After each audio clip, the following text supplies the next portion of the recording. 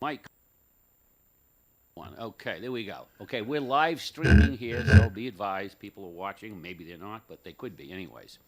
And if you want to speak, please use the mic. This is a work session on HB 1258, which is relative to the implementation of the Department of Energy.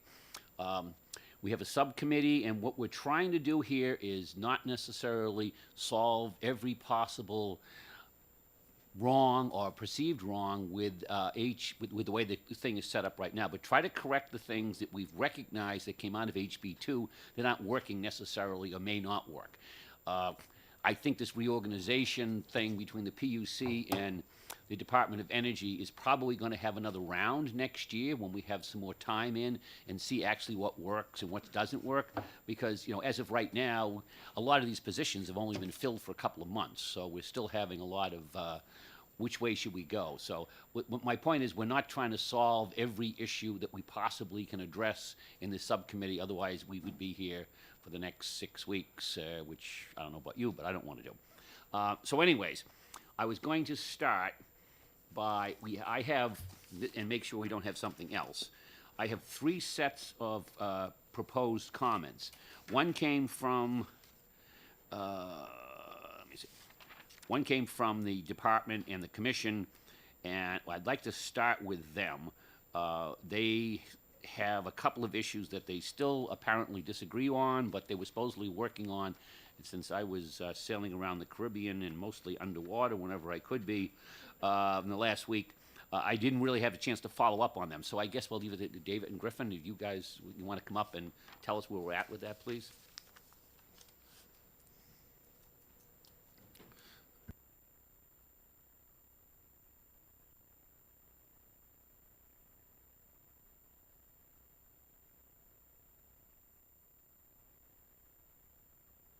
Let me just say, I believe everyone on the subcommittee should have got a copy of their comments, which starts out, okay, here's a little bit more now, okay? Well, we'll go with what they're handing out today then.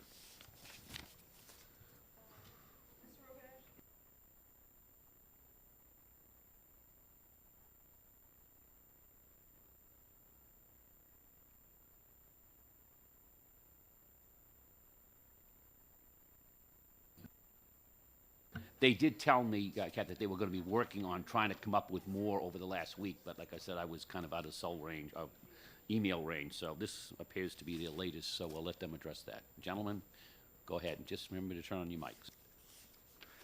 Thank you, Representative Harrington. For the record, Griffin Roberge from the Department of Energy. David Shulock from the Department of Energy.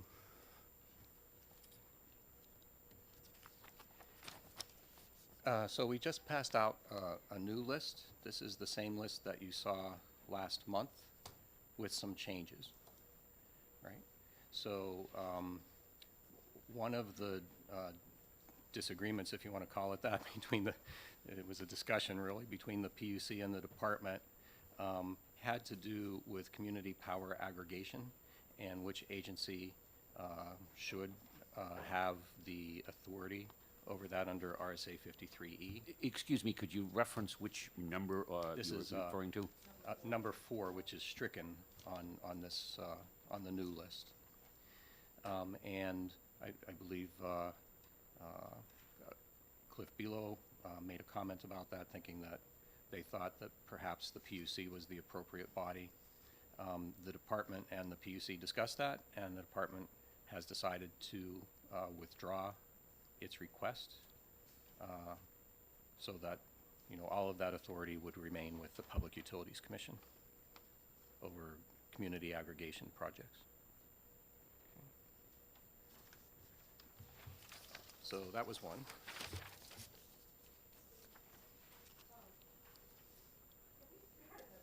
Let's make this as informal as possible, because it is a work session, so Okay. just speak up, you know, as long. Go through the list from the top instead of just skipping over, so we have an idea of what we're agreeing to? Sure. David, could you do that, Sure. please?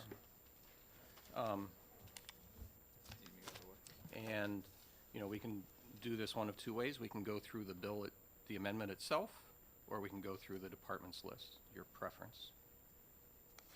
What do subcommittee members prefer? Would you prefer just to go through the list as it's written? Okay, then that be, we can look at the bill afterwards if you'd like, Jackie, then. Yeah, no, I wanted a clarification of what he just said. Because I'm having a hard, Please use your microphone. Yeah, Jackie. I'm having a very hard time hearing him. I don't know if the microphone isn't closer, that he said, and I thought I heard him say that the department was going to withdraw all their requests to, It was just on item 4 on the which- newest thing that they passed out. There was a question of community was that power. your, So it's going to right. stay with the PUC, is what they're saying. That was the that agreed it's going to upon. stay, but you had requested that it be gone from the PUC. Now Exactly. you've acceded that Yes. it should be in Yeah. the PUC. Okay, that's all I wanted a clarification of. So David, maybe you can just start from the top of the list and go through it then, Okay. please. So the first one is a request to amend the state's crossing license statute.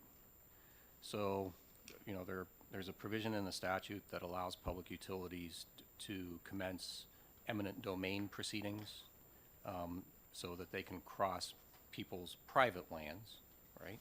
And then there's a section of that statute for the crossing of public lands and public waters, because public utilities and regular companies that want to run utility-type lines can't conduct eminent domain upon the state, right? Okay.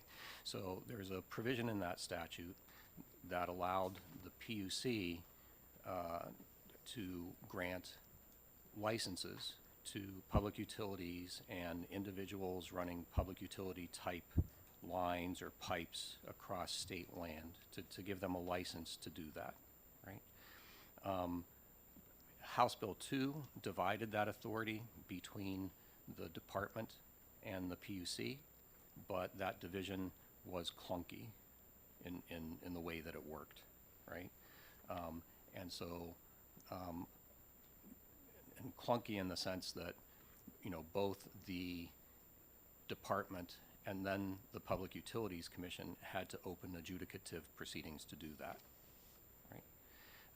What we would be requesting is that the department be permitted to grant those licenses for utilities to cross state lands and state waters, to have that just be an administrative process at the department, unless some person who's affected by that crossing feels harmed and wants to appeal it to the PUC.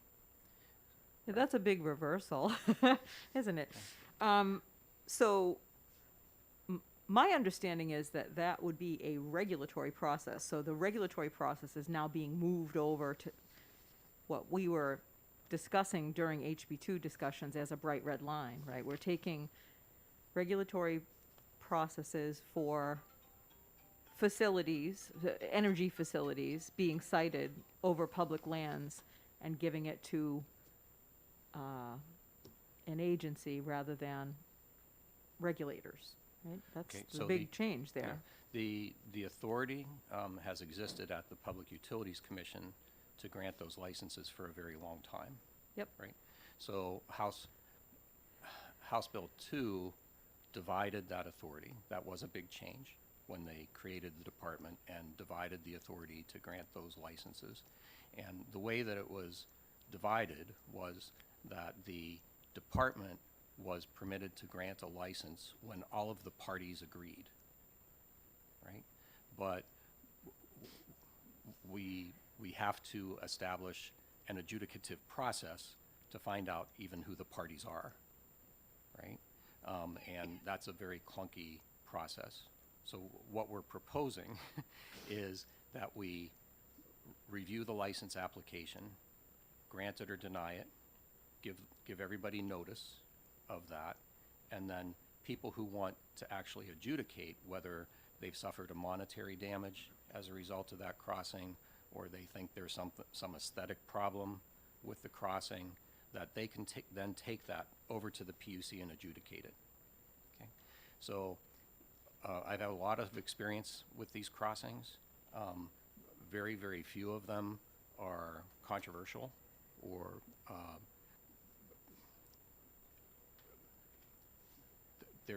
very few are controversial, right?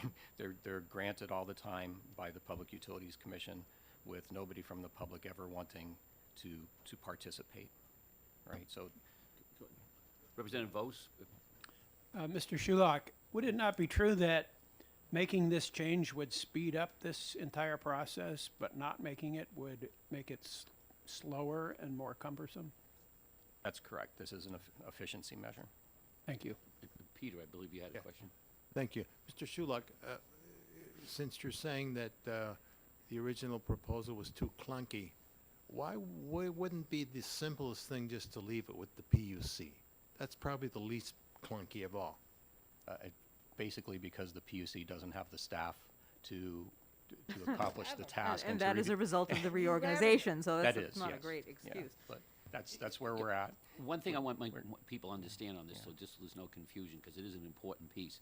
This is not talking about private land crossings, okay? That's eminent domain, and there's very strict rules on that. A lot of people have said a lot of things about it with some transmission projects, shall we say, unnamed, that would never have made that, never have crossed that bar because it was too high. It has to be, that's very difficult when you're talking private. This is on public lands, like a bridge going across a river, where, I mean, the last one I think I was involved with was a gas pipeline down in Newington, and nobody really cared. The gas pipeline was there, but they were moving it because they put up a new bridge. And the whole process went through, and it just becomes more cumbersome because you have to have an adjudicative process where there was no one adjudicating against it, but you had to go through you had to almost pretend there was somebody there that wasn't. And it just would make it a lot simpler, but it does leave the option if somebody does really have a concern over, again, we're only talking about public crossings here. So if they say, well, I don't want to have to look at that gas pipeline, then they can appeal to the PUC and bring in lawyers and have the full hearing and the whole bit. Can I get the definition of public lands? Does that include conservation lands and open space, and what is included in that? It includes lands owned by the state of New Hampshire. Just the state? Right. We do, although the PUC and the DOE do not regulate crossings over highways, the Department of Transportation deals Yeah. with those, right? Okay. No. Sorry, move on to 2, please. Oh, Jackie, go. I seem to, I'm just gonna say 2 words, Great Bay. Yeah. When you make this decision or grant this license, do you bring in the very same people that the PUC would have brought in? In other words, will you have hearings on it? Will you have, department, environmental services and any other departments that need to be brought in? Or is this a totally internal process? So the process at the department would be internal. People who are affected by it, right, who might want to litigate against it, would litigate at the PUC on the basis of a license that was issued or denied. So after the fact? Well, So- before anything was constructed, right? Yeah. But after the license was granted. And under the proposal, the PUC could order the department to withdraw the license, modify the license, or if the department denied a license, order the department to grant the license. But it doesn't exempt anybody from other permits that they may have by law, whether it's DES or anybody else. They'd still have to get Exactly those. correct, And the yes. case I was talking about, Jackie, was actually the pipeline going across Great Bay. Well, now we have transmission lines, but Yeah. if somebody came in and wanted to construct something across a public waterway, how does the public know that that even might happen? Do you notify, will the Department of excuse me, Energy Jackie, notify that? We're kind of going, this is an area that hasn't changed. There's still gonna, the notifications and all that stuff is gonna stick with the law. And if we get into that level of detail on every single thing, we're gonna be here for You're like gonna 3 be here weeks. for a long time to find out what the change for the next 25 years is gonna be. But that hasn't changed. They're still gonna do the public notification requirements that exist, that existed 10 years ago, that existed Right. 10 days ago, that'll exist 10 years from now. So no one's talking about Right. changing that. Right. So under the proposal that we would give you, once the permit was granted or denied, the department would publish notice on its website and then has the ability to direct the public utility to publish that notice in a newspaper or on its website. And then if it's actually appealed, then there's another requirement that the Public Utilities Commission give its regular notice of that appeal proceeding, so that if other people want to come in and litigate against or for the crossing, they can do that. So the, Yeah, thank you. I understand that the PUC is now understaffed to be able to do this, but it seems to me if people can appeal to the PUC and that organization doesn't have the staff, that will become a very tough thing to do, or it will be a drawn-out thing to do. You must just get rid of the appeal to the PUC entirely, because if you're trying to speed up the process, in the right? appeal, in the Let me, appeal- could I address that, David, Yeah. please? Because what's Yeah. going to happen there is you're basically going to have the Department of Energy saying, we think this permit should be granted, and they're going to have staff and present a case to the PUC, and you're going to have somebody else who's saying, we don't agree. So the PUC is not going to be an investigative body. They're going to be an adjudicative body, much like a judge in a court case. They're going to sit there and listen to both sides and decide what is right. They don't need their own research and to quite, and I see Clifton over there nodding his head, because I can remember being told a bunch of times as a PUC commissioner, knock it off, because I would do my own research, and they say, you can only pay attention to what's presented at the hearing. That's the facts, that's what you have to base your decision on. So that's not really an issue. Okay. Yeah. And we have heard from utilities, at least, that some of the processes were cumbersome for them. So our, You said it's informal, you can just go. Okay. Yeah. Back when we were discussing these bills, SB 91 and 3, we were told that this was going to be a cost saver because they're going to eliminate redundant staff, and where it was needed, the staff would be made available Moving to goalposts. whichever group needed it. You know, like they were going to share the, human resources and share the legal staff and share these different, is that like no longer on the table now? There's a wall and the DOE staff cannot be made available to the PUC as needed? that's a very packed question. So there is a provision in the statute which we're asking you to change, right? That prohibited any employee from the department speaking with any employee at the PUC or vice versa regarding any matter pending before the other, right? And that has really put up a wall when it comes to cooperation among the two agencies to achieve the efficiencies that I think the bill was designed to achieve. And we have some language that will hopefully resolve that. Then in addition to that, the two agencies are working together sort of behind the scenes on memoranda of understanding of how to, Without talking to each other? well, well, there's no matter pending on that. Talking about how to cooperate with one another generally. Is that? Maybe I need to move. There we go. For example, that we had better? the energy storage docket where there was a report and it was being written, and we were all the way to, ground zero, and it was, it was about to be issued, and that was like August of last year. Right. What, you Yeah. can't talk to each other because it's a pending matter. Well, we can't talk to each other behind the scenes on that docket. We talk to each other on the record. And our meeting's going on the record? If you don't know, those meetings would involve all the parties if they were occurring. That's what Because I'm a party, and Lee, if you I'd can- like to right. know. I So- can help so- out here for a second. What they have is they call technical sessions, and they'll have all the different interveners and people will meet. And I have participated in every PUC, single one Right. that I know about. DOE, Yeah. and they can sit down and talk, but they are on the record. Yeah. You have the whole ex parte thing that you have to be careful of, especially with the commissioners, because they're not allowed to have private conversations, and even though, and again, Clifton's nodding his head over there, because I don't know how many phone calls we got from a particular executive council member, and that we just couldn't talk to them. So, I mean, that's the way it is. So the Right. technical sessions do allow them to talk to each other, because everybody's there and it's public. So if we were having substantive discussions about one of the dockets, all of the parties would get notice, and all would be able to participate. Or you might see it in a letter filed in the docket, so that you know that that conversation occurred and that, or was occurring, and you could respond to it. So if you're not seeing it, it's not happening. All right, can we move on to Yeah. item 2 here, because we've got a lot to cover.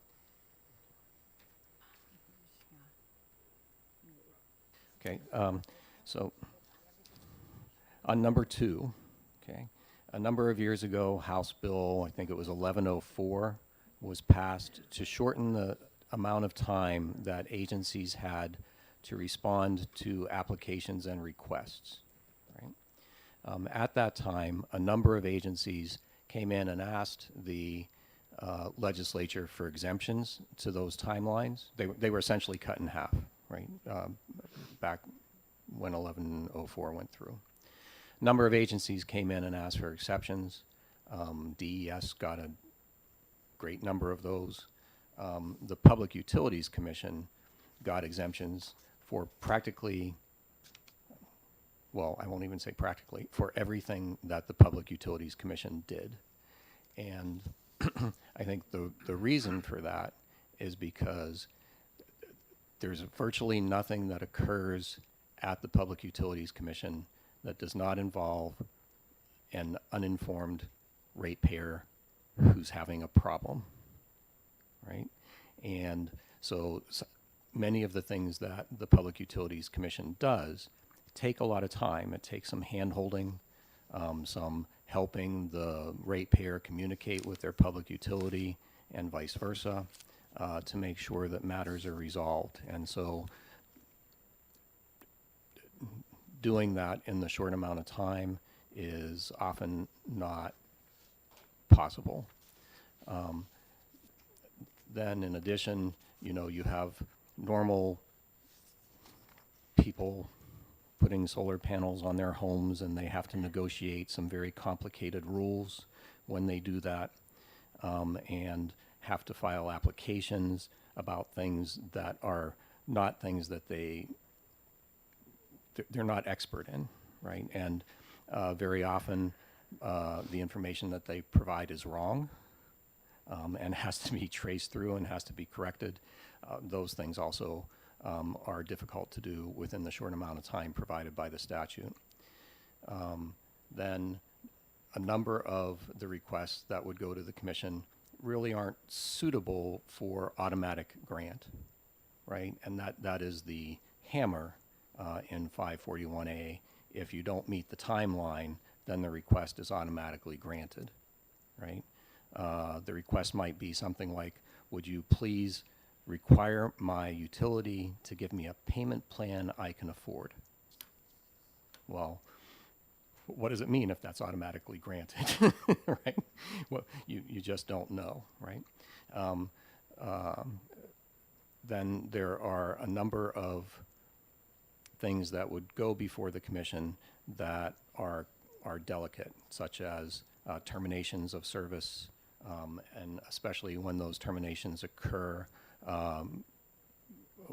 when somebody has a medical condition and they require the utility service so that they don't die or have some serious event, when their utilities are cut off, right? And those are also very time-consuming, involve a lot of investigation, making sure that the utility has gone out and given all the proper notices and banged on the door and tried to get somebody in person, et cetera. David, if I Right. can just interrupt for a second. So Yeah. what we're basically doing is saying the same rule that would apply to the PUC is now going to apply to DOE, correct? That's And correct. the reason for that is, like he stated, is I remember there was 2 cases I'll mention. There was one in a house in Bedford that went on for a year and a half, maybe longer. This Yeah. guy had all sorts of mystery stuff going on in his house, and he was blaming the utility for it. and then there was another one in in the North Country, and it took us a long time to get this power turned off. When they actually turned it off, they found that he had like 150 pinball machines that were on all the time, and that's why his bill was so high. Yeah. But I mean, these things just, they don't allow themselves to be adjudicated really is like fast story sometimes. time. And this just, all it does is transfer the authority that the PUC has now to the commission, which will be implementing that. There's no change in that. Did the That is the long PUC and play short of it. ball?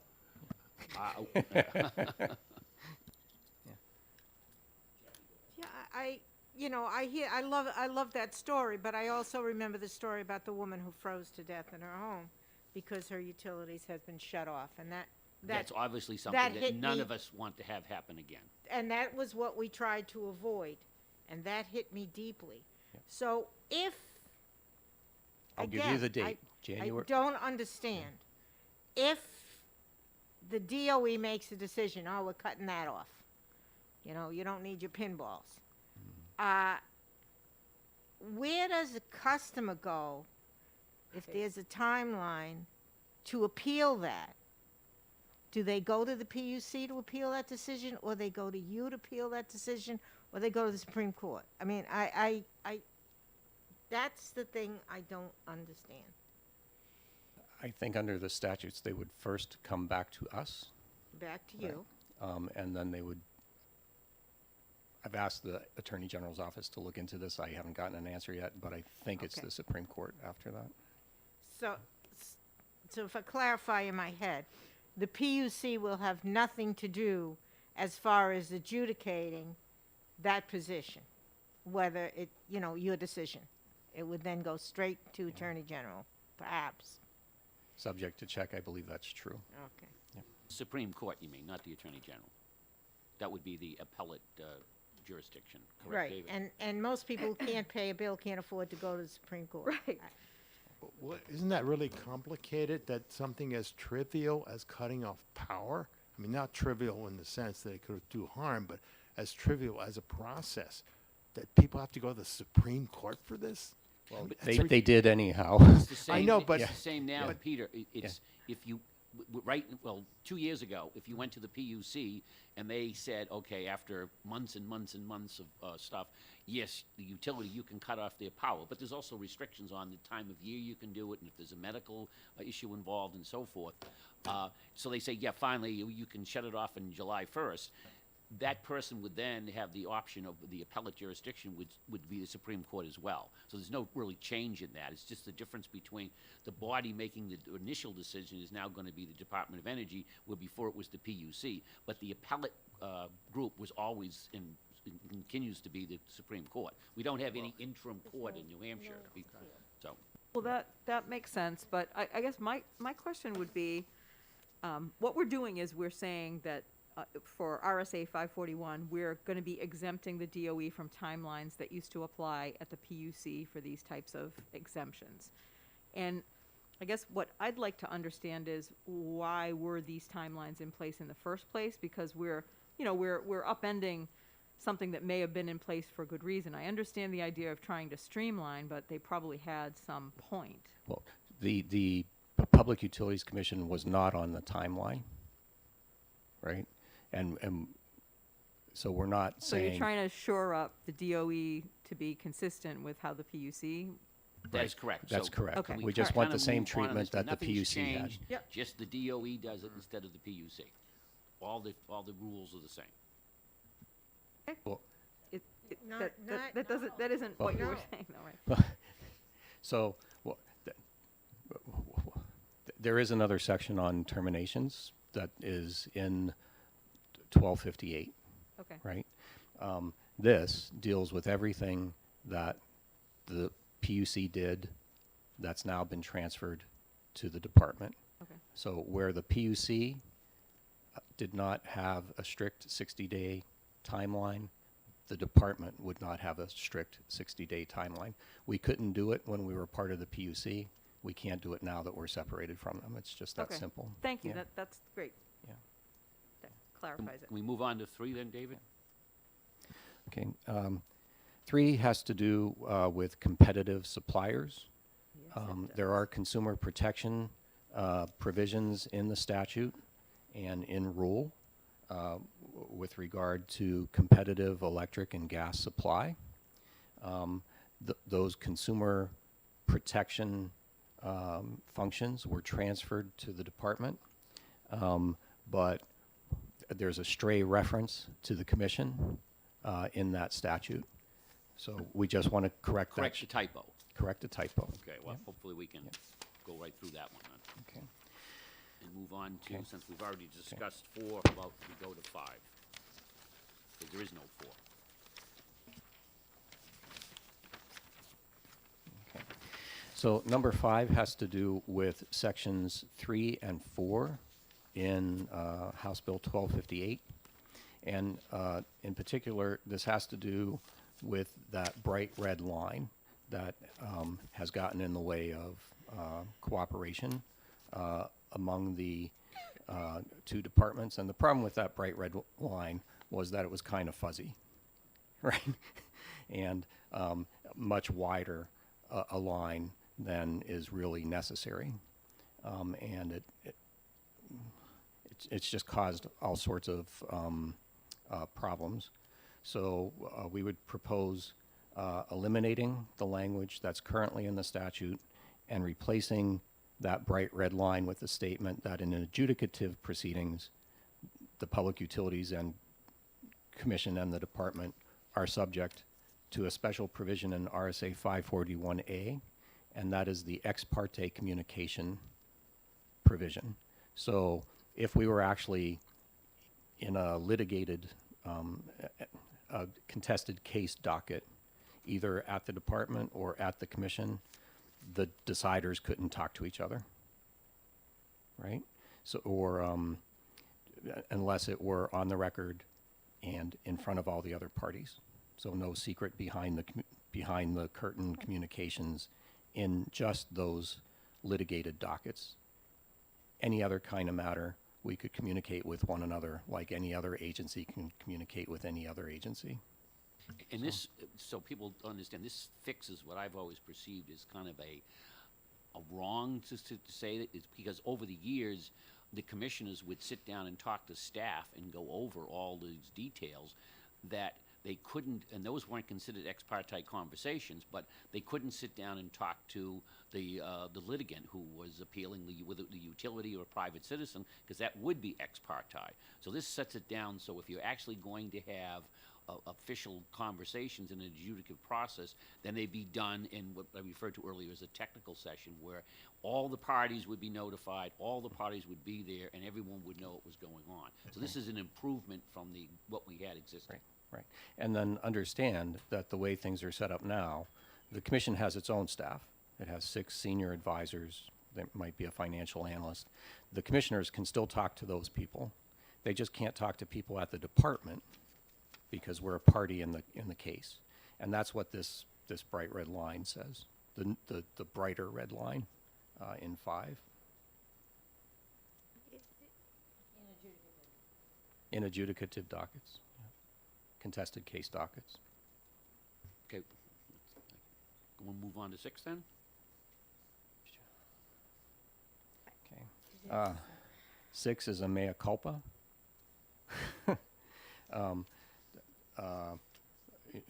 House Bill 2 set up a system where the PUC and the department could continue to enforce the provisions of existing PUC rules as they apply to each agency, right?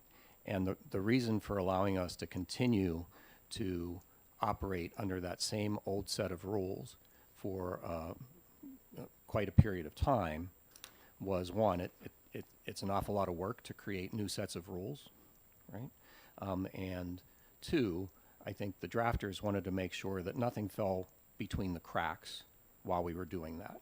So all of those regulations still exist, right? What we didn't realize was that there was another provision in RSA 541A that dealt specifically with organizational rules and procedural rules. And that provision in 541A says that when there's a statute that's passed that makes those rules not accurate anymore, those expire in just 1 year, right? So the PUC's procedural rules and organizational rules, which the department is still cribbing off of, will expire on June 30th unless something is done. And that, I think, would cause people's heads to explode. If in the midst of all this change and all this uncertainty, everybody suddenly had to learn another set of procedural rules, right? So what we're asking is for an exemption from that provision in 541A so that the commission's procedural rules will remain in effect and we can continue to use them until we I believe Representative Vos has a change question. them. Yeah. Yeah. I can't hear you. Maybe that's it. Maybe it's not working.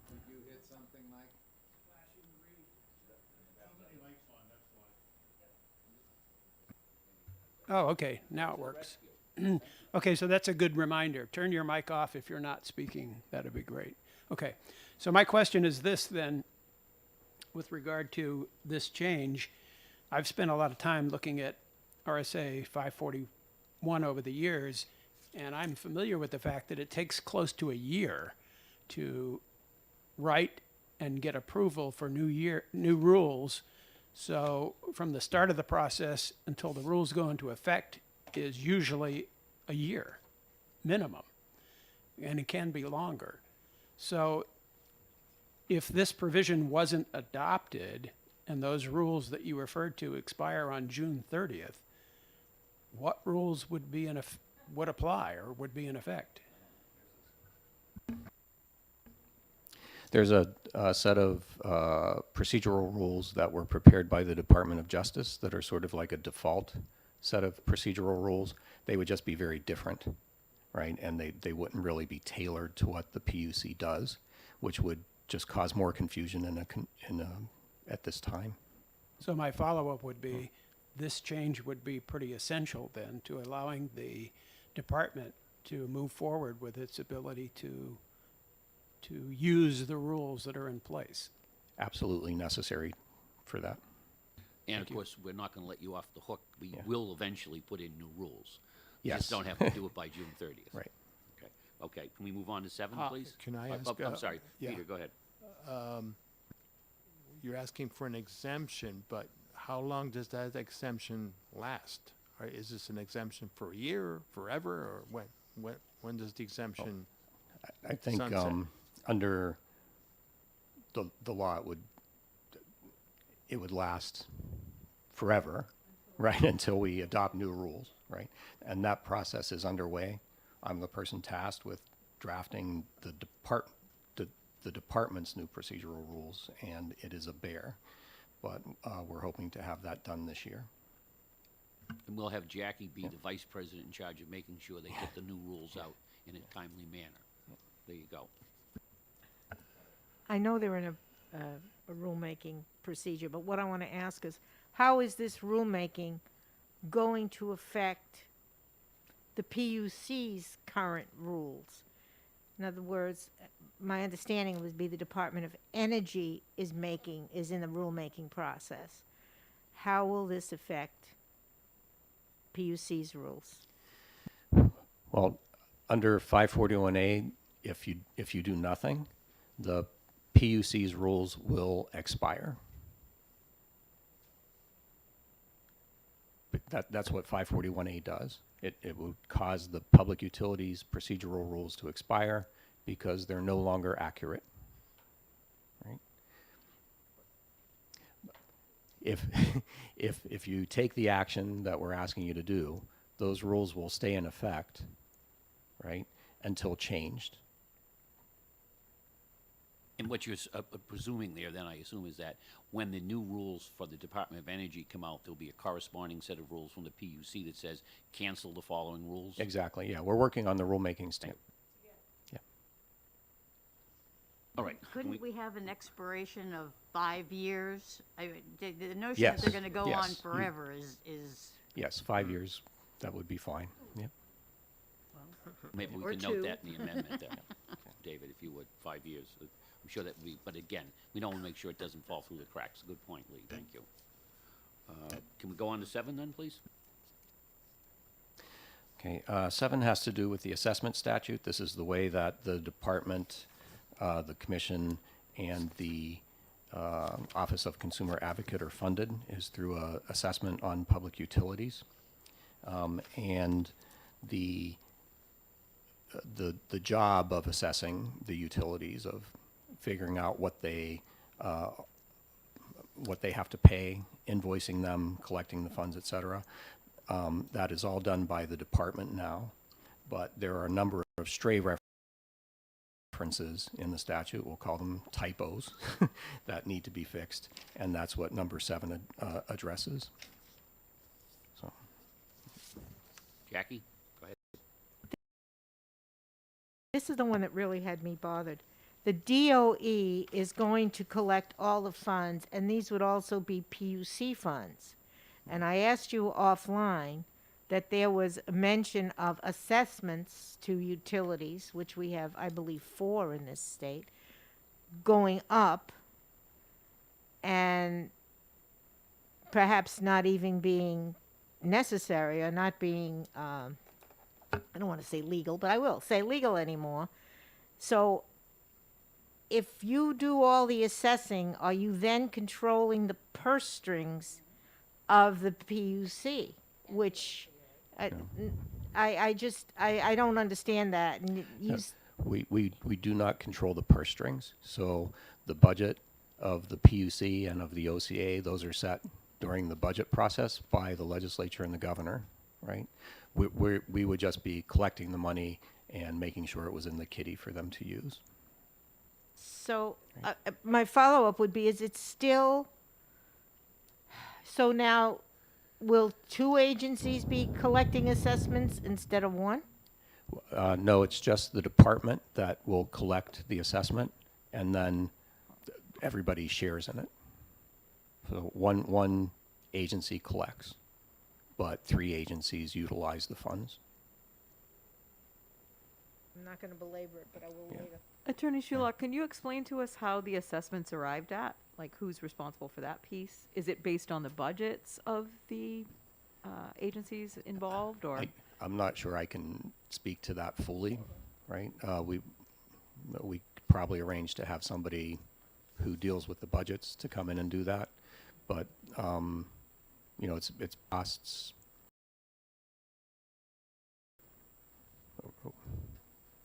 Actually, I can't even address it. We'll have to have somebody come in and do that for you. But what you're saying is number 7 is basically the administration of Yeah. the assessment Yeah. piece is Yeah. going to be over in Yeah. the DOE. Yeah, so it already is. These are just typographical errors, Yep.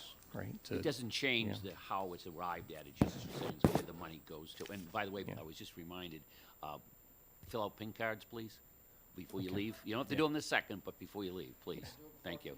Yeah. Okay. What? And so we can go, just the pin cards, because they're speaking, that's all. So Fred can have the information here. Correct spelling of David Shulock's last name. SHULOCK. I had it correct. Yes. All right, there you go. Okay, David, can we go on to number 8, please? Yes.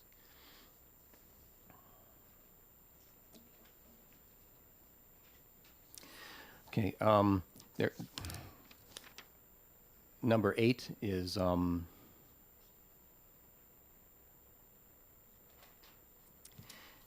there's a section in House Bill 1258 that changes, that I think corrects an oversight by giving responsibility for RSA 1263B to the department. But there's one provision in there, and the drafters at OLS just substituted department for commission wherever they saw it. But there is one provision in there that actually should remain Public Utilities Commission because things have to be done in conformity with tariffs that are approved by the commission, right? And it's only the commission that approves tariffs. That's one of their powers, not the departments. So it's also in the vein of just typographical error. Can we move Yep. on to 9 then? I have a quick question about this, this one.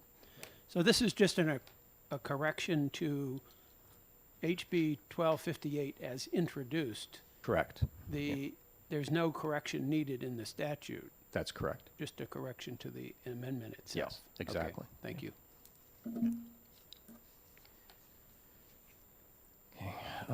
Number 9 has to do with complaints that are filed with the department and then referred to the Public Utilities Commission for adjudication, right?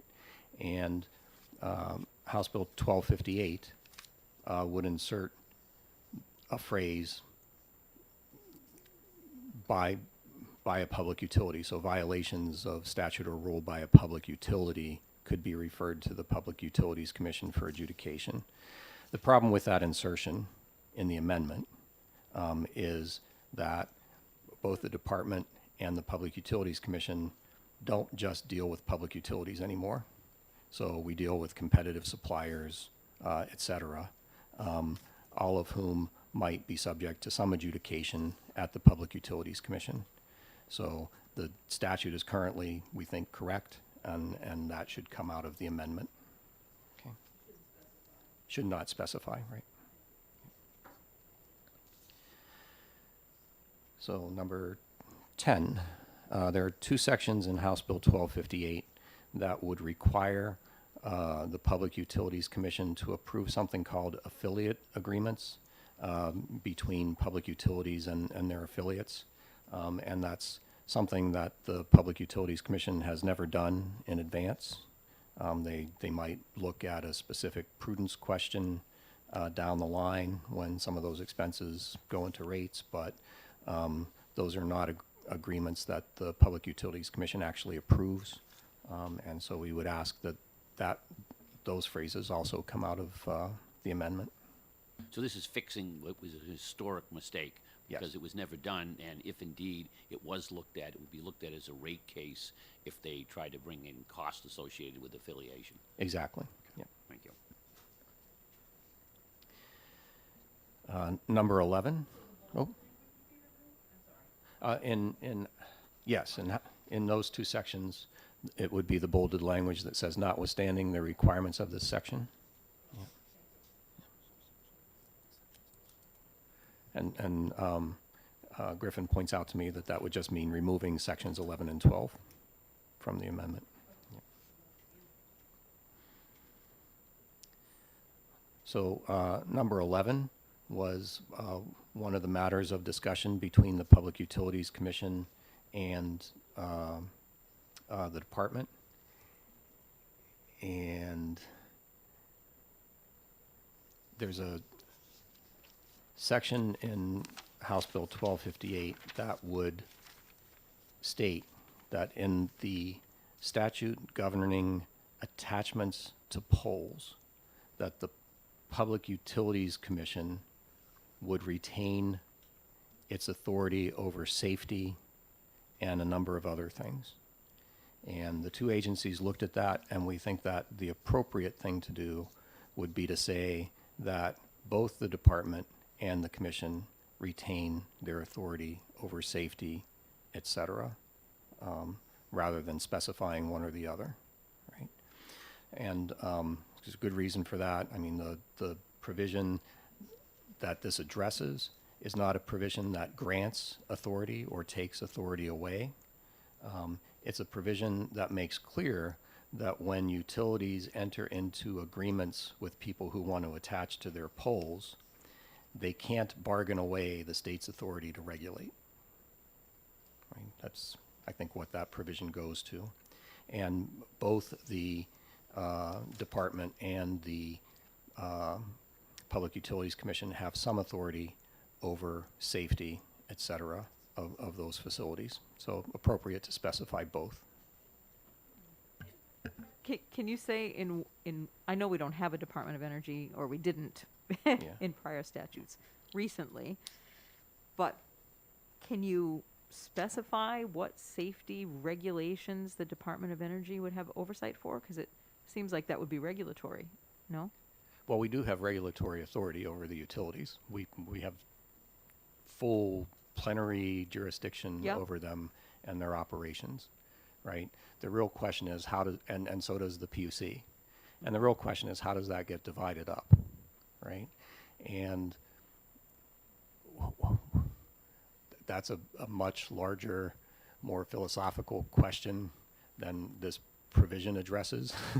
But you can think of it as we might set the regulations generally, and the You say commission. we, David, the you're referring to department. DOE. Okay, DOE, just Department, clear. right? Whereas the Public Utilities Commission adjudicates them. And enforcement, is that through adjudication, or? I'm just trying to figure out, again, because Right. it's a roles and responsibilities thing, trying to clarify. where- Well, it's some of both, right? So the department has finding authority for some things, right? Yeah. In some instances, we have to go to the commission to have that fine imposed. In some instances, we can impose that fine ourselves. It depends on which section of the statutes you're looking at. But it's quite a matrix, and It sounds yeah, like it. yeah. So, David, a quick question. As far as when you're talking about to regulate safety, so would the initial jurisdiction be with the DOE, and then if there was a dispute between whether it's be the utility that owned the pole or the company that wanted to string fiber optics on it or whatever, and then that would go to the PUC's an adjudicative process? Or they both have initial jurisdiction? Because to me, that's kind of confusing. So- One could say it's okay, and one could say it's not. Right, we have to work that out. Okay, So I think, the department is going to have, say, the pipeline safety rules, right? I think the department will be the one to say that electrical crossings have to comply with the National Electrical Safety Code, and which version, right? And the PUC will have to interpret along those lines. I just don't think that it's that specific yet, and I don't want to be more specific than that, so that nothing falls through the cracks until we make the fine division. okay, but this is something that I think we're going to address, because, I mean, Yeah. I'm looking back at Donna over here as a utility representative. Yeah. You have, who do you go to? Do you go to the department, or do you go to the PUC? And what if they don't agree? I mean, Yeah.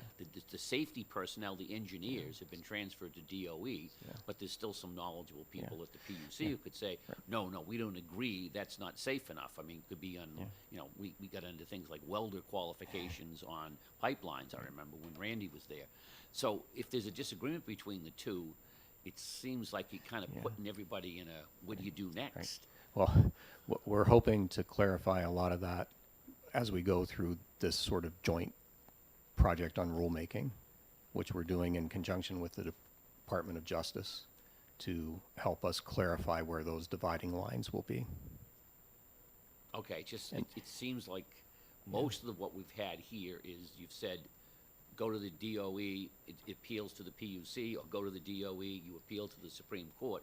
This says you can go to both, and that, to me, brings up confusion as far as, okay, I think I can get a better deal from the PUC, I'm gonna go, ask them if it's safe, or, no, I think I get a better deal from DOE, I'll ask them if it's safe. So I think that's an issue that we need to clean up a little bit. Okay. Jackie, you had a question? Yeah, I guess maybe my brain is not handling it as well. That we can't talk to each other if there's conflicting opinions, that the two divisions can't really discuss with each other why, unless it's in public. And this is going to take, we just said, threw out an arbitrary number of five years to work out. I think that's going to be unacceptable, because we see more and more of what wants to be attached to poles, what's safe to attach to poles. Yeah, all kinds of, we have more pole issues in here than we need to. But I think that this is going to be an issue that can't wait for 5 years while rulemaking or whatever is going on. And to say that both have jurisdiction is very interesting, because I think then the legislature could stand up and say, no, you guys work it out. We'll decide who has jurisdiction. Is that a fair assessment? The legislature can always decide who has jurisdiction. And I don't think that it'll take 5 years. I mean, we've begun the rulemaking process, and we Right. expect to have it done within 2022. Okay. Yeah, we do expect to do that. So, Yeah. so may I mean- follow? Then what was the extension about? If we're gonna be done by this year, December 31st of this year, I'll go with 2022. Why do we need an extension that could go on, that there was no time limit on? I So- mean, I hear what you're saying, and I understand, but, The extension is just for procedural rules and for, what do they call, organizational rules. Okay. So the procedural rules of the Public Utilities Commission would expire on June 30th. And we're not going to have procedural rules ready for June 30th. The other rules expire when they expire, which for some of them is 8 years, some is 6, some is 5. But we fully expect to have the 2 new sets of rules ready well before then. But the ones you're referring to, with whether it's 6 or 8, those are statutory requirements that the rules expire after so many years, regardless of any reorganization. or anything Exactly, else. yeah. Okay, all right. Well, this is maybe something that we'll have to think about a little bit, the subcommittee, obviously, but maybe it's one of those things that we want to see how it works, and we come back here, if we're here next term, and say, all right, let's pick one or the other because it's not working, or maybe the rules work fine. Yeah. I just put that out there. Thank you, Mr. Shulock, for taking this question, since we're on the subject of rules that are being rewritten or being transferred.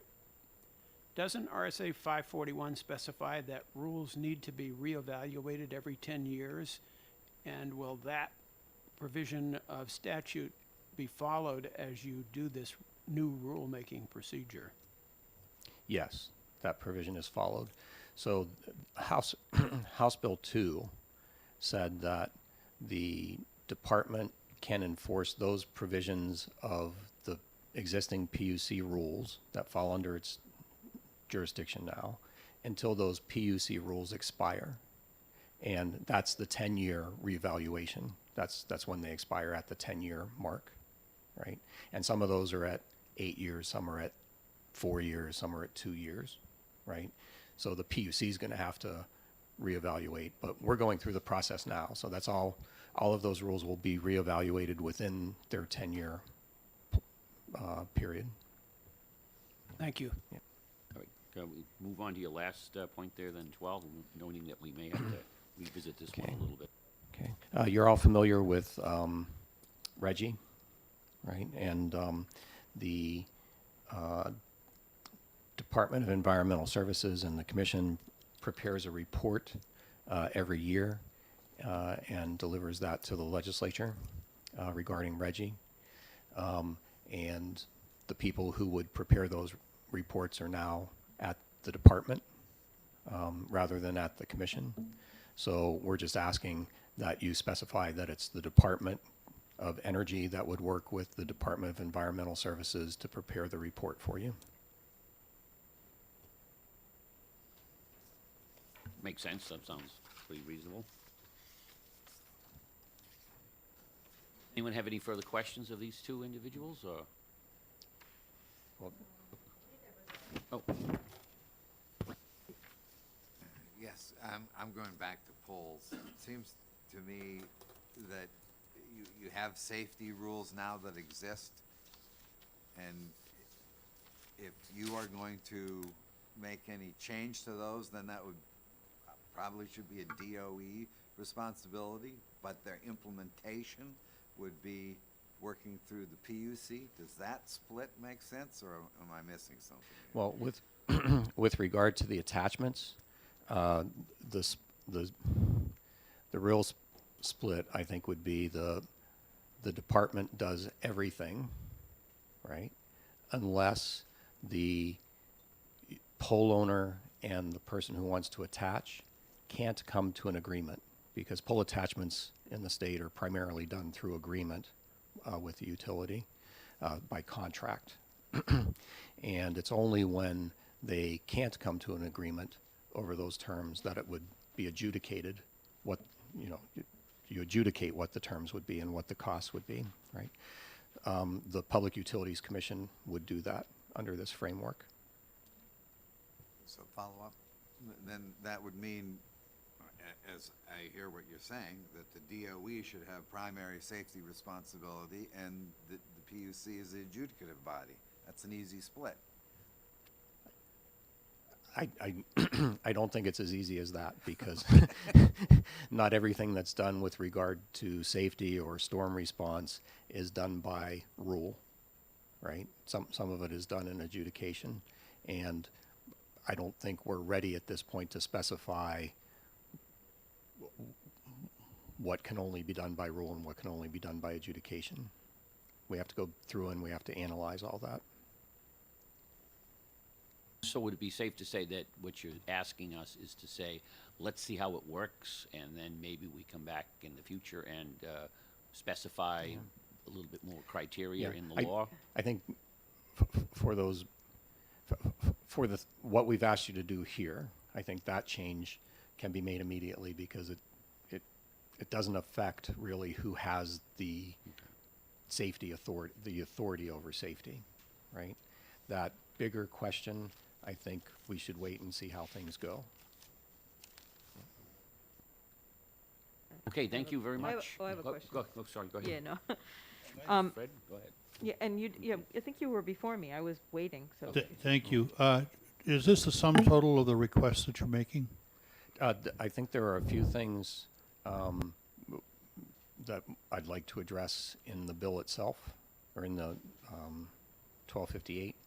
So, And that's where I was going, because I wanted to know if you were prepared to discuss some of the repeals that are forced in at the end here.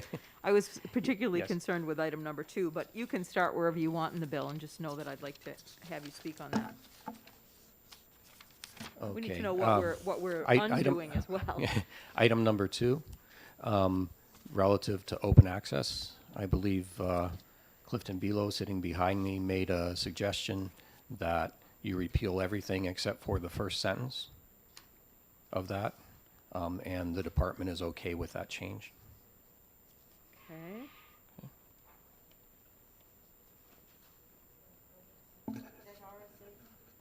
This Sorry. is at the end, under repeals, item 20, it's page 7, line 4, repeals. But, Item number 2. but this is to repeal everything except the first sentence of the RSA as it stands? That's his suggestion. That's- 374 F3? We don't have an amendment that does that, but that's the Right. suggestion. Line 24, and then what Yeah. follows?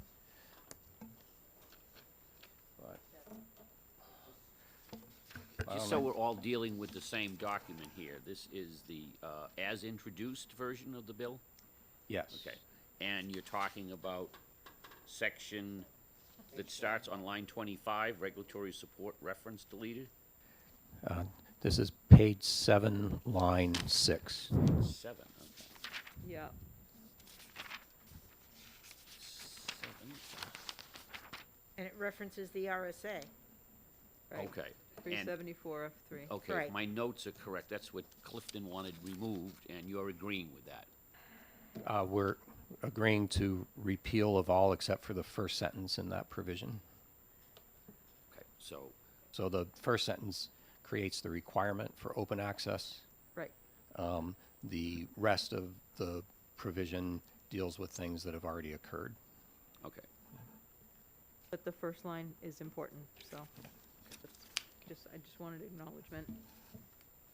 So will there be an amendment that will include that first line of RSA 374 F3?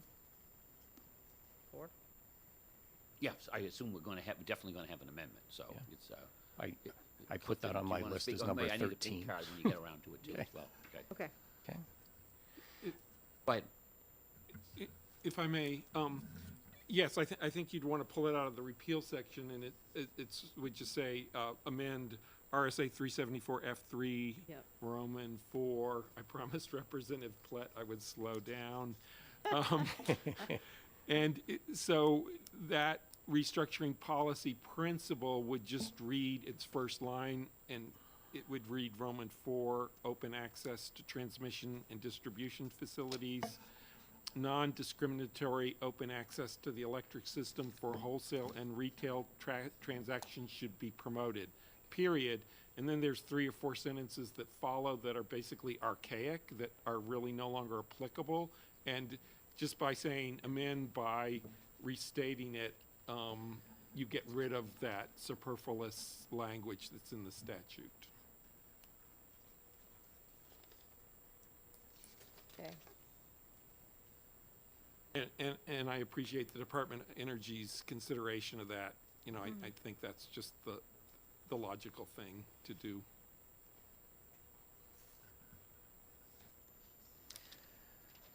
Okay, so if I may, section 2, which is on the first page, beginning line 9. The bolded section, which would require the Enforcement Division of the Department of Energy to conduct audits when the Public Utilities Commission thought that it ought to. The department and the commission have discussed this, and it's my understanding that the commission would like to withdraw its request for that language. And The bolded language? the bolded language. So section 2 would no longer be necessary. And the department and the commission will work out procedures for audits to occur in an MOU. just a question on that.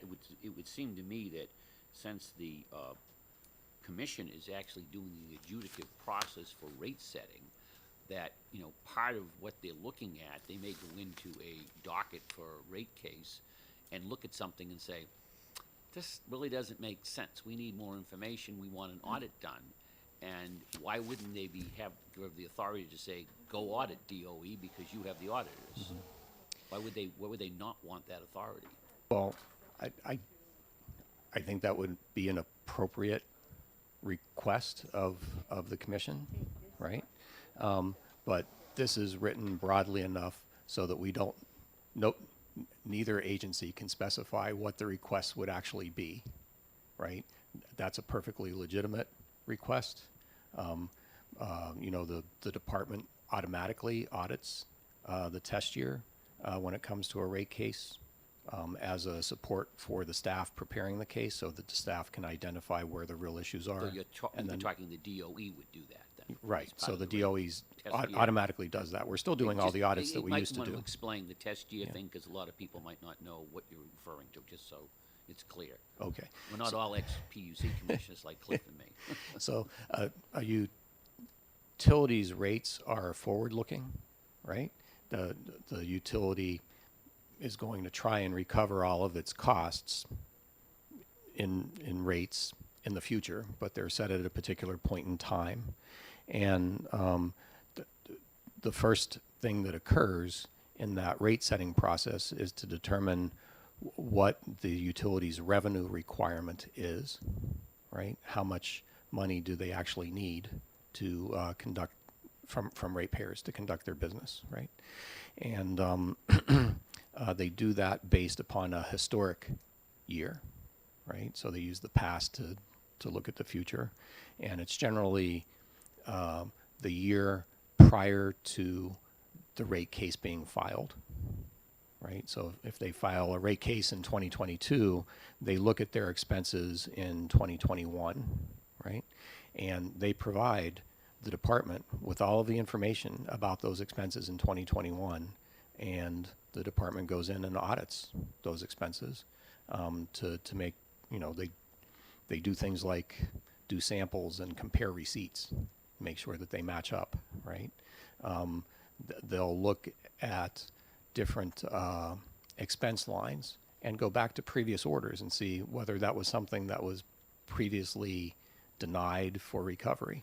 And if it was, they'll note that to the department staff, and the department staff will put that on the adjudicative record for the commission, right? But the audit staff goes through that test year to determine what the revenue requirement of the utility is. That's a starting point for any rate case, and the department will do that automatically.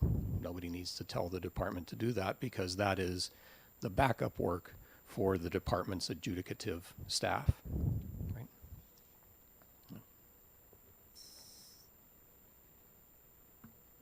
Go ahead, Jackie. So, if a rate case then becomes controversial, Department of Energy has done the audit and said this is what it should be. The company says, no, this isn't what it should be this. Where does the responsibility lie to either oversee that audit information, redo that information, and hear that case? And my understanding, I'm a little not clear, who could talk to each other about that, because it now becomes adversarial. So you have information you've provided, that information is not accepted. How do you discuss how you got your information, et cetera, if you are now an So- adversarial party? So, as it was before, right, except the staff was embedded at the commission, if there is a disagreement over that revenue requirement, it gets litigated, and it gets litigated in front of the commissioners. They get a record prepared, presented to them, and they litigate it. That's all done in the presence of all the parties. That's how it was before. It won't change. It will not change. Right. So basically, I think what I'm hearing, I don't want to put words in your mouth, but it sounds like the PUC is saying this section is not required because an audit will be done whenever they need one anyways. That's correct, and we're going to agree to procedures when they actually see one that they think should be done. We're working on a memorandum of understanding to make that happen. Okay. Yep.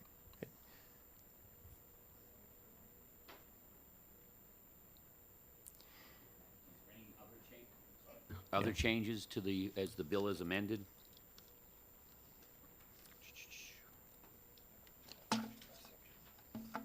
I think that is it. Mr. Chairman, Certainly, go ahead, Fred. thank you. Thank you for taking my question. Oh. Page 4, the bolded language on 20 and 21. I thought we just said that the affiliate agreements were not approved by the Public Utilities Commission. This clearly says they are approved by the public. Well, Oh, we did. yeah, that's the request, is to remove the bold language. That would be the amendment, and it's, Thank you for clearing my confusion. yeah, okay. Yeah. So there is one more thing. I think when we were here last, on page 5, line 23, the Public Utilities Commission requested that the commission also be able to advocate for New Hampshire interests before FERC. And the department and the PUC are still in discussions with that. We've asked the Department of Justice to join in on those discussions. And so that's still sort of in limbo. I'm familiar with my previous experience with NEPOOL, the Mass Attorney General. I'm aware of working with several other states, and that's all over the lot. But for instance, Vermont, there's a Department of Public Service and a separate Public Utilities Commission, and mostly the Department of Service carries the load, but sometimes it's both. Yeah. And Connecticut is Connecticut Deep, and Connecticut, forget the analogy there, but Deep does most of it, but they do both. Right. And so I'm not sure it's an either or, but frankly, you have the staff, they don't have much staff. Right. And, Yeah. and we're trying to find appropriate language for that, so maybe the department in consultation with, or after consultation with, something like that, or anyhow, for right now, I'm leaving that in the hands of the Department of Justice to help us figure out. Mass DOER doesn't get involved much, but the DPU does. So it depends. Anything could work if you work it out. Yeah. I would just say that the issue there is that you could have adjudicative proceedings that obviously FERC rules affect on the PUC, so you'd want to make sure that they were in communication with DOE on dealing with FERC on regional issues, because a lot of these filings with FERC are done, they're done through ISO New England, as you know, and NEPOL. So we need to make sure that there's a good line of communication there. I don't see that under the present setup that the PUC has the authority, has the staff to do that. Right. But certainly they're still participating. I know, for example, one commissioner right now is down at the NARUC meeting. So they're still going to participate in that. But we've got to make sure that there is that, that cross-communication, because the things could clearly affect, FERC rules clearly affect what goes on in the PUC, Right. and it's not just regional only. It does have an impact on how rates are set and so forth. Yeah, I think the major concern here is conflicting opinions on what the state's interests are in the same docket or in the same proceeding. And so if we work that out, I think everything else follows. My understanding of the intent of this was to make that type of decision with the Department of Energy and not with the Commission. Yeah. And so maybe we need to make sure that's clarified in here, Yeah. because it's clearly two different things. In the Right. past, it's been the NESCO managers have been, as you know, have been from the Commission, and they've attended all the regional hearings and so forth, and now that authority has gone over to the Department of Energy, so it would be pretty difficult if they didn't have the ability to give the position of the state of New Hampshire, whether it's NESCO or FERC or whatever, because you kind of have two different opinions. So I think the way that that's being looked at currently is that the NESCO support function is at the department, but the NESCO manager, which is a governor appointment, can be anyone, but the support for that position would be at the department. So probably no reason why the NESCO manager couldn't be a PUC commissioner, right? So, right? So I suppose that could be, I don't think it's, because I don't think the NESCO situation is, I don't think there's a statute that addresses that specifically, other than Right. what's right here. Yeah. I would think that would be very confusing if you had the PUC commissioner as a NESCO manager, and then you had the staff and the people going to all the meetings and going down to the, as I used to refer to them as the boroughs for those endless meetings down there, working for the DOE. That would be kind of well, okay, I don't have to pay attention to you, or you don't work for me, or I don't work for you. That's, hopefully that doesn't come about.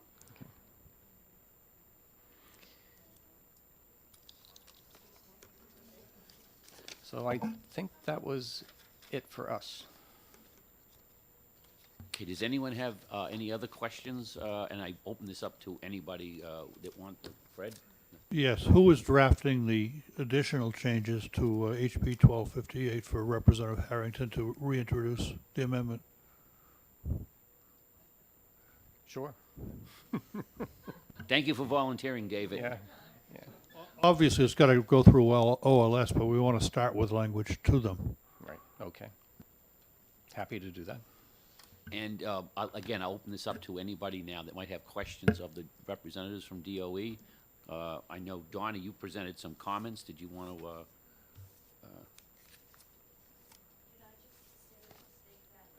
to? You have to use the mic, though, okay?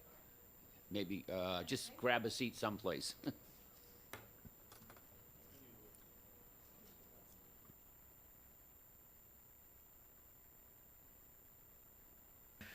Thank you. I just wanted to say that their explanation today clarified any of the remaining questions that we had. And in particular, what we had, the biggest concern was the crossing license. And we had chatted with them about that in advance, so we knew that they were going to be coming in and clarifying. And today's clarification covers everything. So unless something new comes up, I'm going to take these notes back. But I think for now, we're good. Great. So- We'll give you the well- Speaker of the well- Day award, Donna. Thank you. While we're on the crossing, I just want to clarify that what we're hoping to do is to bring everybody into the tent on crossings. So everybody has to get a license, right? No exemptions, right? But that the rigors of getting that license would depend on what kind of crossing it was. So if it is a non-electrical wire going across two existing poles on a crossing, right? That review, that application and that review might be less stringent than a review for new poles on a new crossing, right? So that everything sort of matches, in terms of how burdensome the review needs to be, right?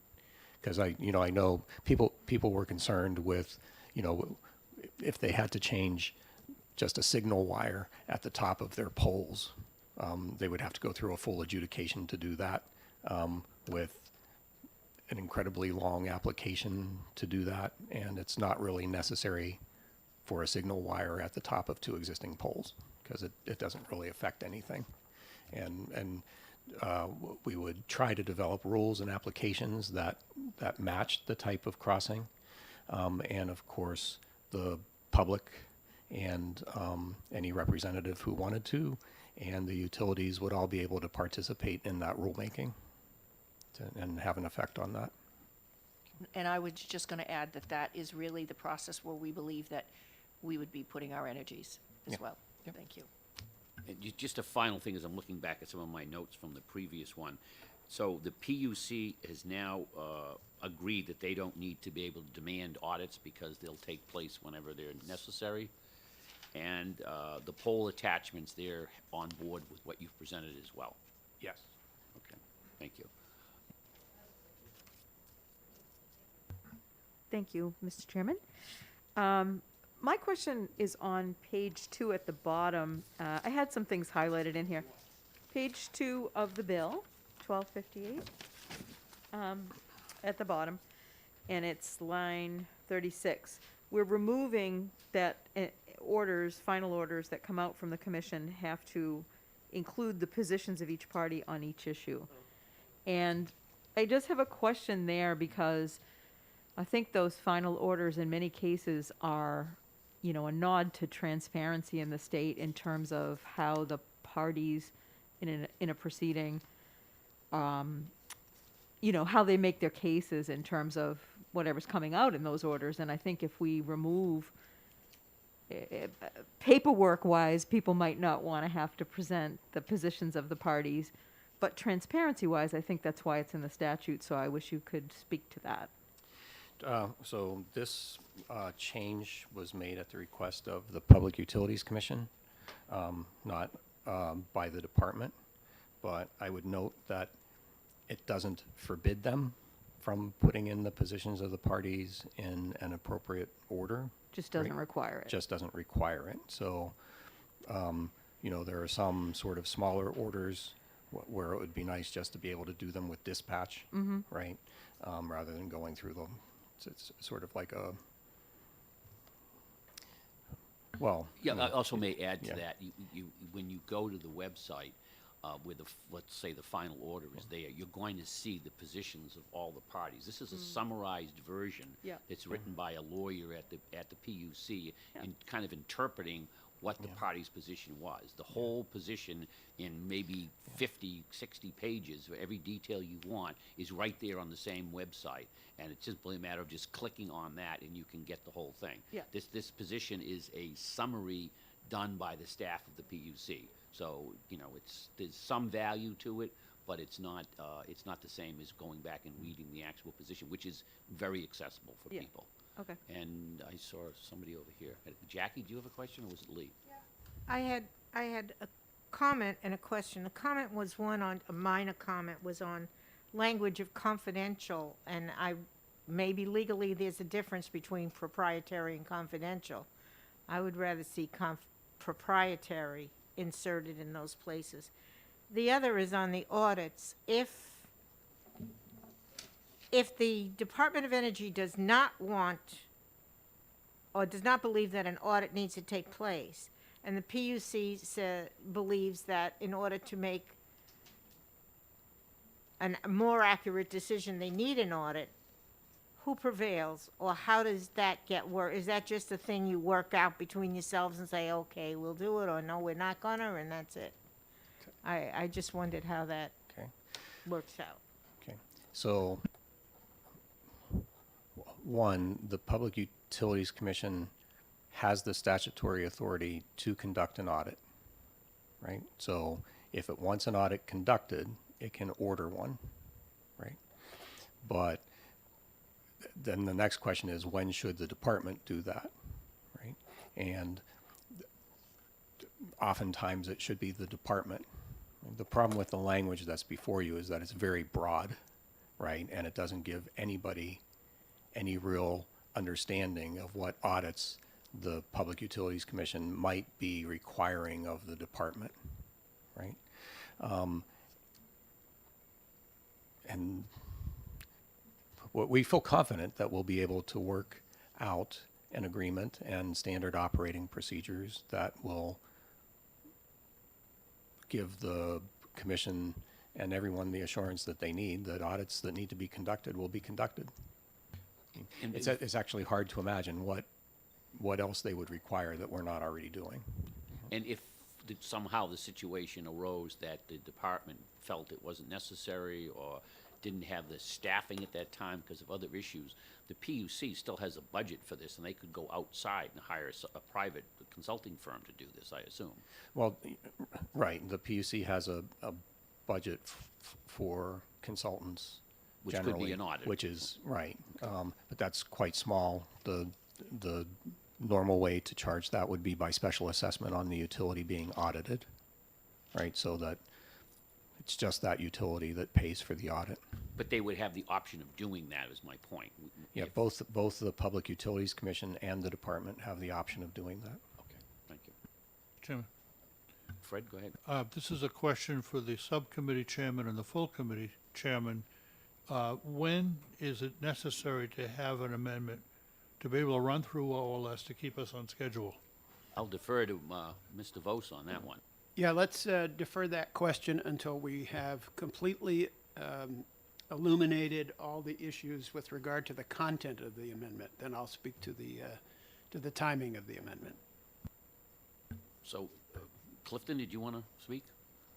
I do have an issue of concern that the department might also respond to. Would you like me to go ahead and address that now? Yes, definitely. Okay. And I do have two separate cards here. I was speaking on that restructuring statute issue on behalf of the Community Power Coalition in New Hampshire.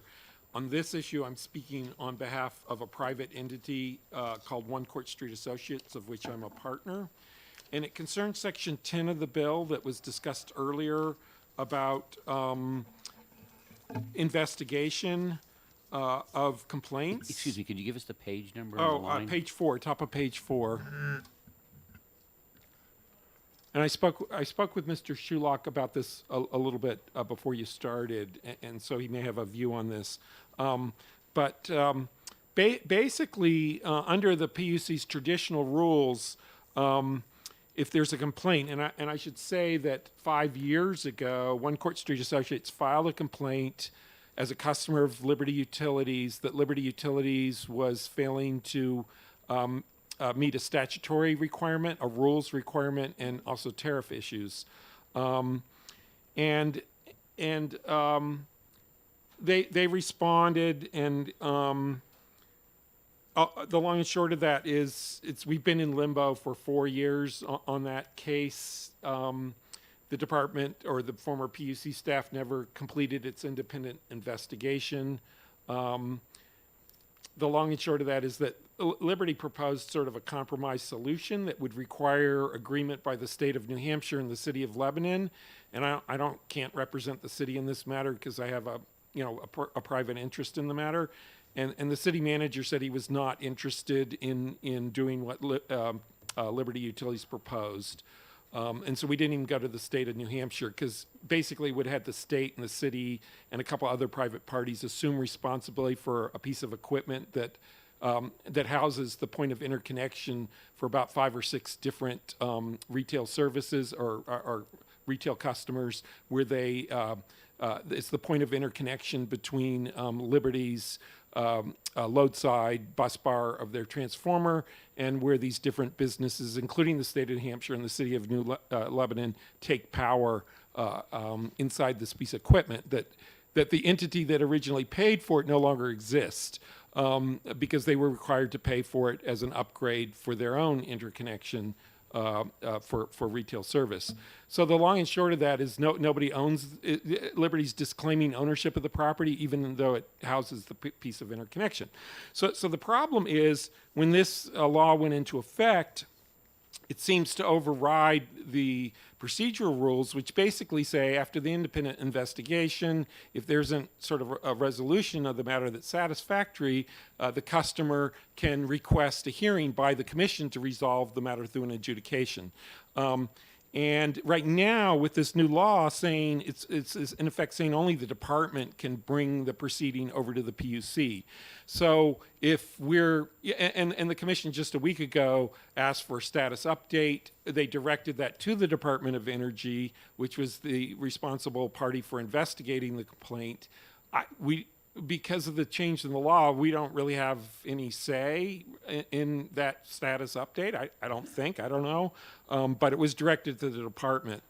And so the concern is if, for instance, the department said, we'll try to work this out, you can close the case. And I don't know what it means that a case that was started 5 years ago, if the new law suddenly means we've voided our due process rights in that proceeding. But my concern is if a party isn't satisfied with the disposition of a complaint by the department, they do not appear to have any recourse to the PUC to adjudicate the matter.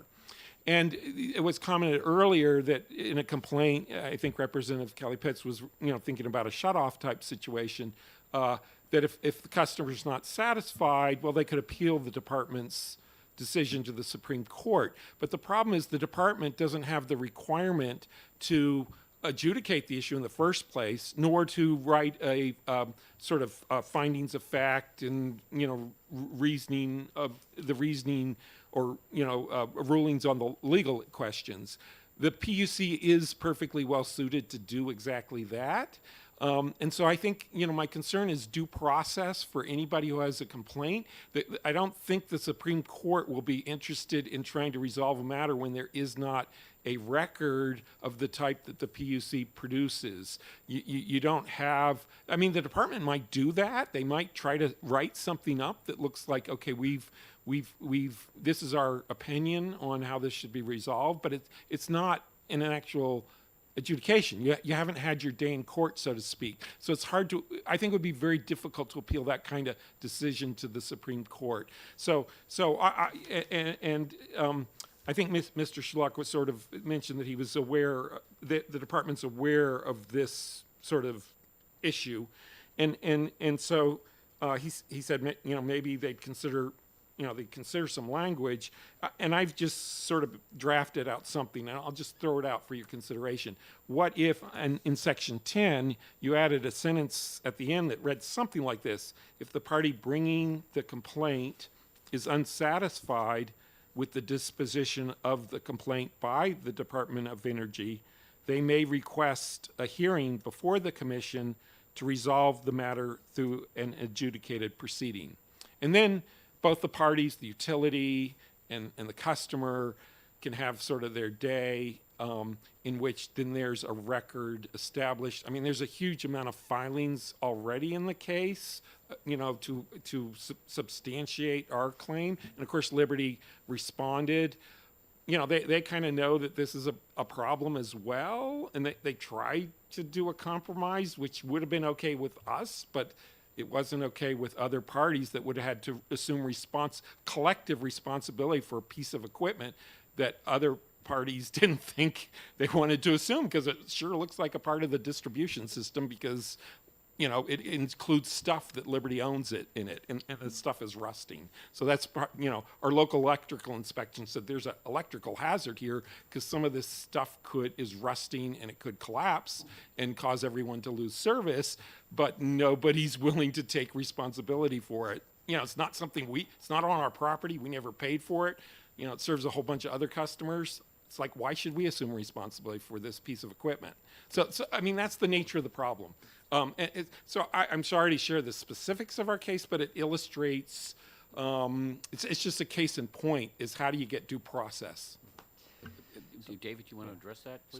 So, with regard to the specifics of the case, I haven't reviewed the docket, but it sounds We like would stay away from the specifics of the Yeah. case here, just for example, but it the does general sound principle. it does sound like a docket was opened, and that the Public Utilities Commission has retained jurisdiction over it because they haven't closed or transferred the docket to the department. So, one, we would have to look at the specifics of those, and I can't do that here, right? Then, secondly, there are some issues related to how complaints would be referred, right? Or, I guess more appropriately stated, dismissed if the department were to find that there were no basis for the complaint, right? And I'd be happy to take this language back to the department and to the Public Utilities Commission to have it vetted, but I can't agree to it here. Yeah, that's fine. That was what I was going to suggest. I think that, I know there are other departments like DES that issues rulings, and those, the appellate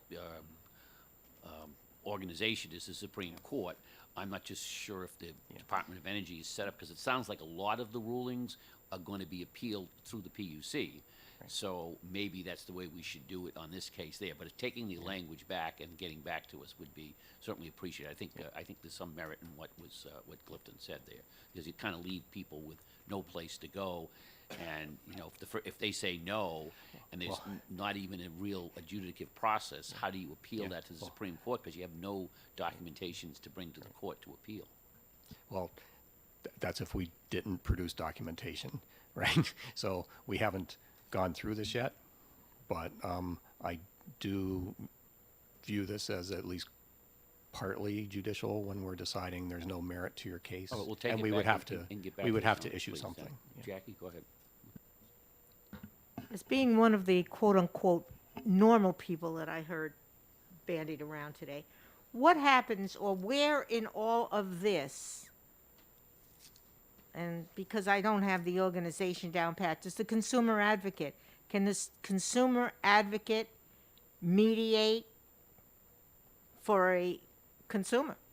And I'm not talking about a large conglomerate, I'm talking about me, the normal citizen, because that's still in office. Right. And then if I look at or if I think about the organization, right now, I'm thinking of the organization as DOE, PUC, a consumer advocate is supposed to stand alone. Where does all this meld together? And can that happen? There is a consumer division, I am assuming, in your... Where does the consumer advocate come in? So there's the Office of the Consumer Advocate, and then there's the consumer division within the department, right? Used to be the consumer division of the PUC, okay? And their functions have remained the same. So the Office of Consumer Advocate represents the interests of residential ratepayers generally, not any individual ratepayer, right? So were you to go to the Office of Consumer Advocate and say, I'm having problems paying my electric bill, can you help me get a payment plan? The consumer advocate would send you to our consumer division, right, at the department, and the department would help you communicate with your utility, would tell you what, you know, sort of protections you have in the situation and what you don't have in the situation, what protections the utility has in the situation, and would work with you in a discussion with the utility to get you a payment plan if that's what's going to work. That particular decision, whatever it may be, if it's not satisfactory to the consumer, is then my understanding, the way the bill stands now, the consumer cannot take that to an adjudicative position to the PUC. That's correct. So if the consumer were unhappy in that situation, the consumer could file a formal complaint that would then be investigated to By- determine whether, by the department, right? To determine whether there was an adequate basis to it to send it to adjudication at the PUC. And that would be the same department that issued the original decision. Yes, the Department of Energy, yep. Okay, thank you. Just so I'm clear on that, though, that wouldn't be necessarily the same. I mean, I'll just use names. So they go to, they call Amanda, I have a complaint, I've got to work out something with my utility, and they come to what they think is a resolution. The complainant says, I'm not satisfied with this, so I want to file a formal complaint. The formal complaint doesn't go back to the same people that tried to work out the thing. It would go to a higher up level on the DOE? Where would it actually go? Okay, so the original issue, let's say it's Goes to the Consumer Affairs Division, they make a decision, this is an equitable Yeah, resolution. so- The complainant says, no, it's not. Right. I want to file a Right. formal So- complaint, who do they go to? Okay, so say it's something like my telephone company is charging me for 2 basic telephone lines when I only have one, Okay. right? And so, Basic being the key word, because if it's anything other than that, the PUC has no authority to regulate. right, or the department, right? Right. So, so that would come to our Consumer Services Division. They would work with you, right? If they agreed with the utility that it were appropriate to charge you for 2 lines, they would tell you that. If you were dissatisfied with that, you would file, and normally you'd be working with one of the staff representatives within that division, right? That staff representative would be supervised by the director of the Consumer Services Division, who is supervised by the director of the Policies and Programs Division, who is supervised by the assistant commissioner and the commissioner, right? If you were dissatisfied with that decision, you would file a complaint. That complaint would be reviewed by the legal division and by probably the director of the Consumer Services Division.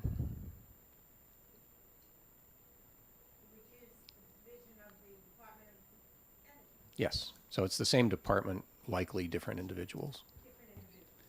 But that gets us back to what Clifton had brought up, and you're going to take that back and look at it. So the individual, under his wording, would then have the option to file with the PUC and say, open an adjudicative process on this. But we're not saying you agree with that, but you're going to look at that Right. language.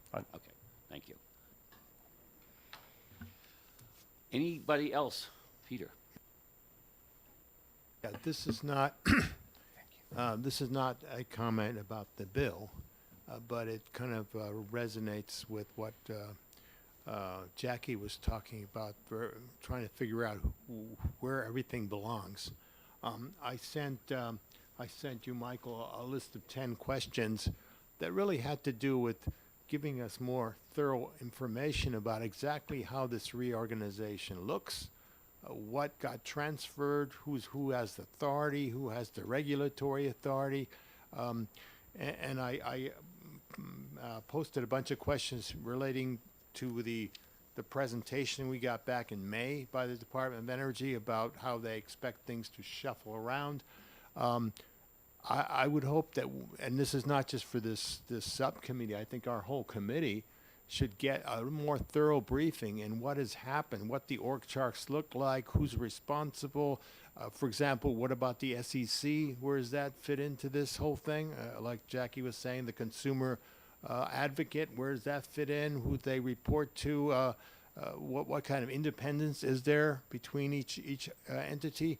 All these are questions that we never had a chance to discuss. So I'd like to see us at some point give the whole committee a more thorough review of not just this bill and the amendments, but basically what the new organization looks like. As you all probably know, most Democrats in the past have always supported Department of Energy because we thought it was important to have those consolidated efforts made. However, right now, a lot of things are just up in flux, and we just don't know where everything is, who's responsible for it, and I think it would be very useful if the department could provide us with some of that information. Sure, and I can give you the Yeah, I will Reader's give Digest you a version. copy of what Peter sent to me. I think what he said is right on point, and it's a little above this, so I'll defer to the chairman on this. But I think that one of the issues we run into constantly on this committee is people come up to us and ask us questions and they want yes or no answers, because if you give them anything that lasts more than 30 seconds, they say, I have no idea what the hell you're talking about.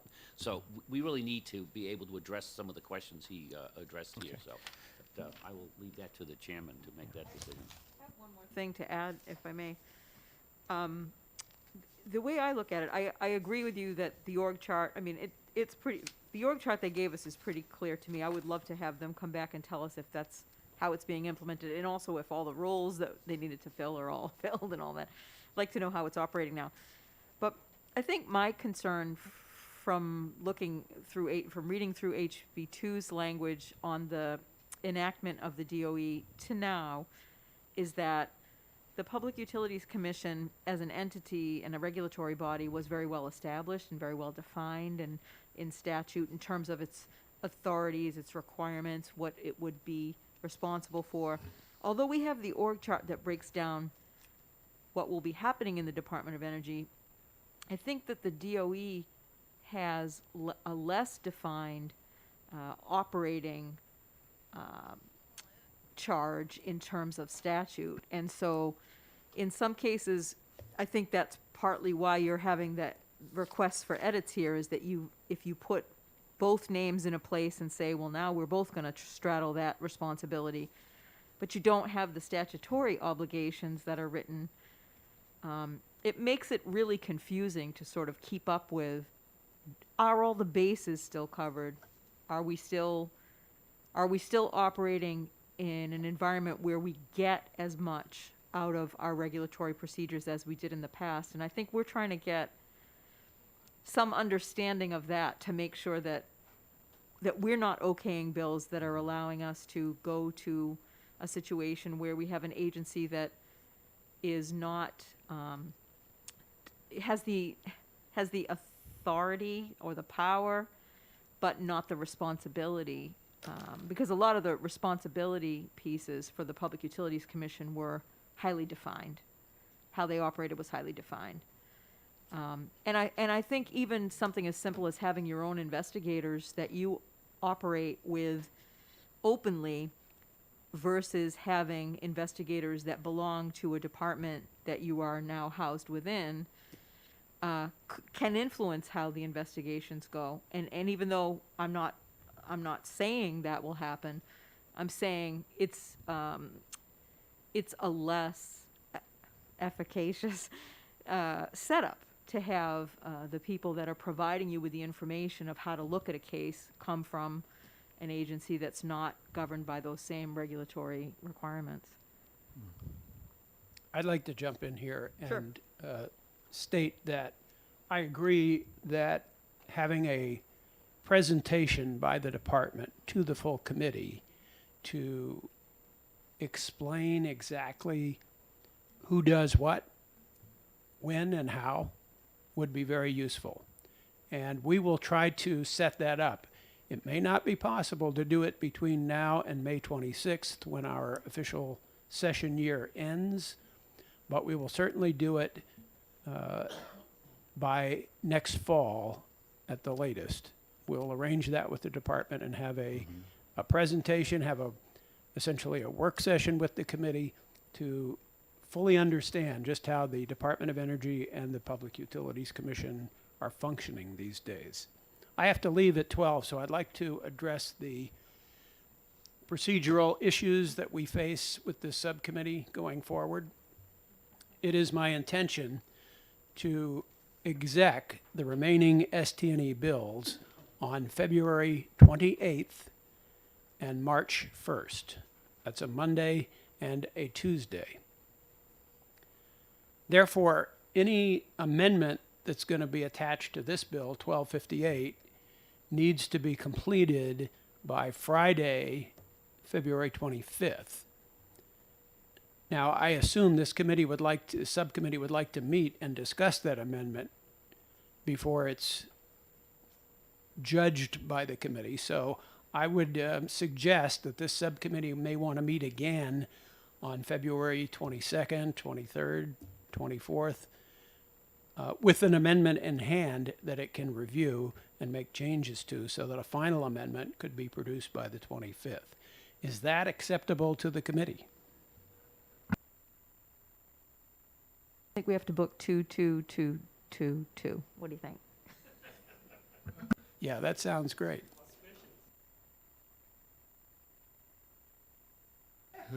Fred, come on. If anybody should know the attractiveness of that idea, it should be you. Yeah. Yeah, I think, does that work? Well, let's, everyone, please check your calendars as well as we'd like the people from DOE here again and anybody else. So if that Tuesday, the 22nd, does that give the DOE enough time to make the changes that we've discussed here? One more step in that is we have to have language from the DOE to submit through OLS.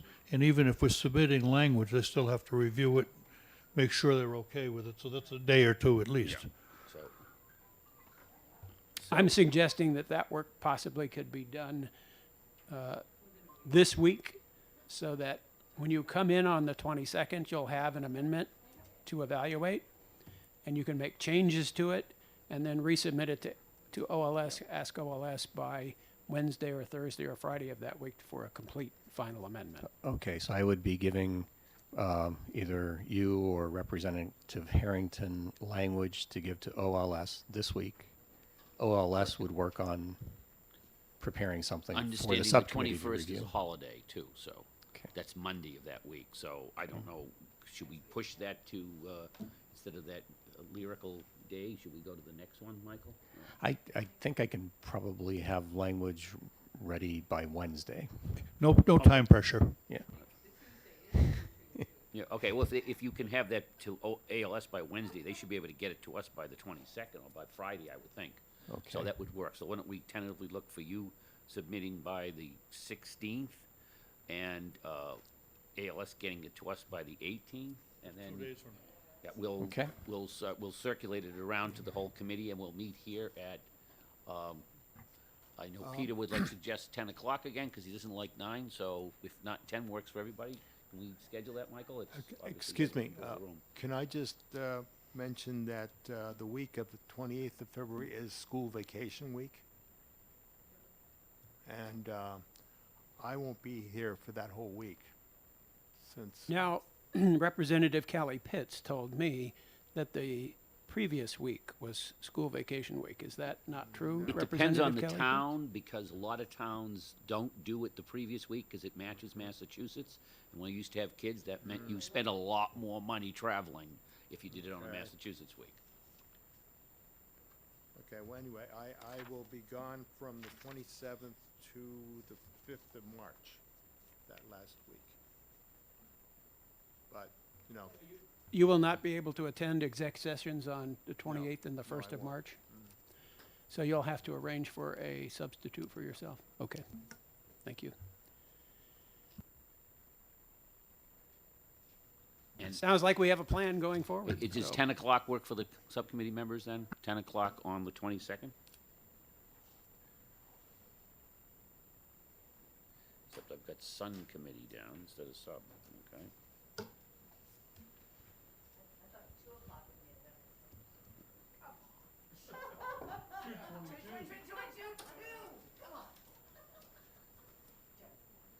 Well, we all made it here after the Super Bowl, so, I mean, I don't know how much you celebrate for George Washington's birthday, Lee, but I didn't think it was a big night out.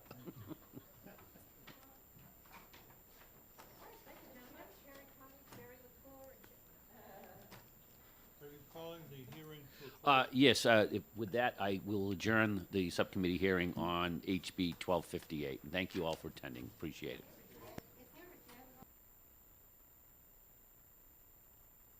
Well, Michael, the chairman just said he wants to exec everything on the 28th and the 1st, so.